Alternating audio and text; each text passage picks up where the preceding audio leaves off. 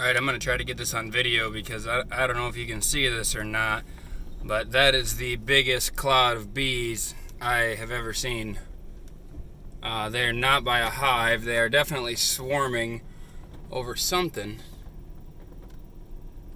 I don't know if this is just standard movement or if they're getting ready to move hives or something. This is insane.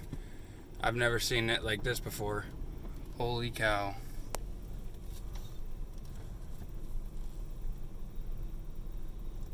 That's incredible. Here's a hive for comparison. There's not even close to that much movement near this hive.